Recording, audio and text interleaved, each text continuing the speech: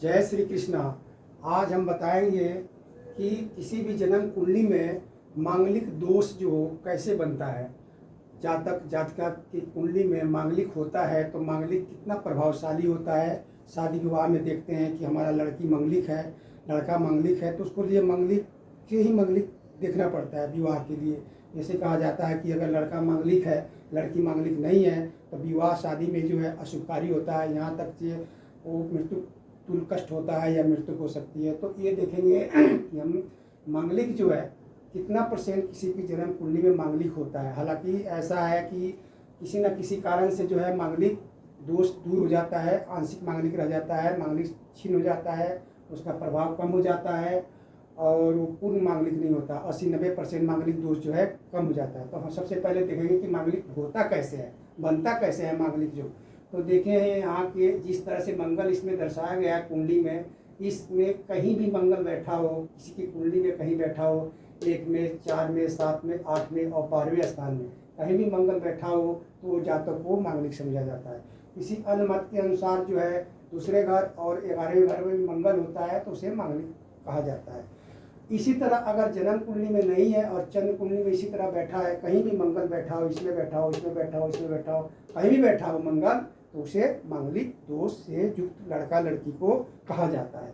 अब है कि मांगलिक दोष है और कितना परसेंट मांगलिक दोष है, वो छीन हो रहा है या भंग हो रहा है या आंशिक है, उसके लिए हम ये इसका नियम ये है, शास्त्र ज्योतिष शास्त्र का ये नियम है। आप कायमत ज्योतिष यूट्यूब पर जाकर पूरी जानकारी ले सकते हैं, चैनल खोल करके देख सकते हैं।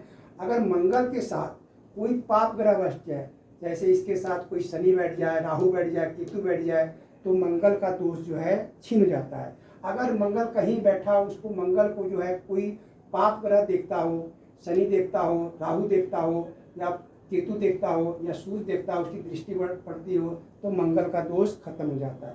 मंगल कहीं भी बैठा हो, उसको कोई बलि ग्रह, बलवान ग्रह बृहस्पति देखता हो, अपनी किसी भी स्थान से किसी भी दृष्टि से मंगल को देख रहा हो, तो मंगल दोष खत्म हो जाता है। यानी वो मांगलिक दोष नहीं कहा जाता, आंशिक मांगलिक रह जाता है।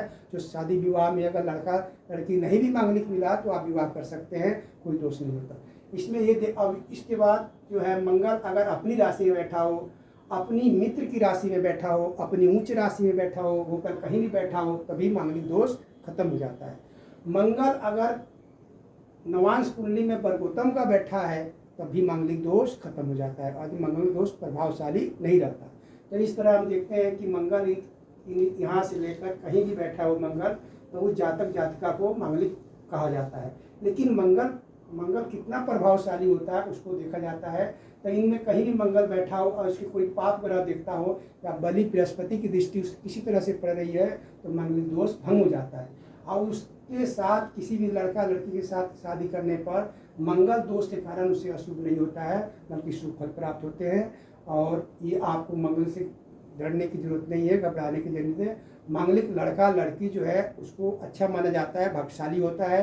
और मंगल अशुभ न कर करके दीर्घायु प्रदान करता है, उसको पुत्र पौत्र की प्राप्ति कराता है।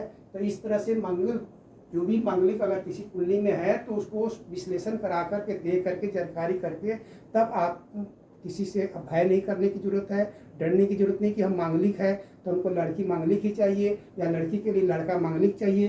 पहले इसमें देखें कि अगर मंगल कितना परसेंट मांगलिक योग है, मांगलिक है तो कितना परसेंट है, उसको अगर भंग हो रहा है, कट रहा, खत्म हो रहा है, तो उसे आंशिक मांगलिक कहते हैं। मंगल से मांगलिक दोष उसका भंग हो जाता है और आंशिक मांगलिक हो जाता है। इसको आधा मांगलिक कह सकते हैं, निम्न मांगलिक कह सकते हैं। इस प्रकार से जो है मंगल दोष प्रभावशाली नहीं होता, उसका प्रभाव कम हो जाता है। तो आज हम मंगल के बारे में बताया कि मांगलिक दोष किस तरह से बनता है। 12वें, पहले, चौथे, 7वें और 8वें घर में मंगल बैठा हो तो इस जातक को कहते हैं कि मांगलिक है। अब मांगलिक है तो कितना है, इसके लिए विश्लेषण करा के बताया कि जैसे पाप ग्रह की दृष्टि हो, किसी शुभ ग्रह में अगर बृहस्पति की दृष्टि पड़ रही हो, केतु की दृष्टि पड़ रही हो, राहु की दृष्टि पड़ रही हो, शनि की दृष्टि पड़ रही है, किसी प्रकार से दृष्टि पड़ रही है, या इसके साथ बैठा हो, सूर्य बैठा हो, चंद्रमा बैठा हो, तो मंगल दोष भंग हो जाता है, वो प्रभावशाली नहीं रहता। अगर वो मंगल अपनी राशि में बैठा हो, मित्र की राशि में बैठा हो, उच्च की राशि में बैठा हो, तभी मंगल दोष भंग हो जाता है, यानी उस मांगलिक दोष का प्रभाव नहीं रहता। इस प्रकार आप मंगल के से डरने की जरूरत नहीं है, घबराने की जरूरत नहीं है। मांगलिक दोष आप आप किसी ज्योतिष या इस जन्म कुंडली यूट्यूब पर जा करके सर्च करके बार बार चला के समझ सकते हैं। और आप किसी भी अगर किसी लड़के के साथ विवाह करना जरूरी है हमारी, वो लड़का मंगलिक नहीं है और इस तरह से मंगलिक भंग हो रही है, तो आप विवाह कर सकते हैं, आपको कोई दिक्कत नहीं होगी, मंगल के कारण कोई अशुभ नहीं होगा। जय श्री कृष्णा, धन्यवाद।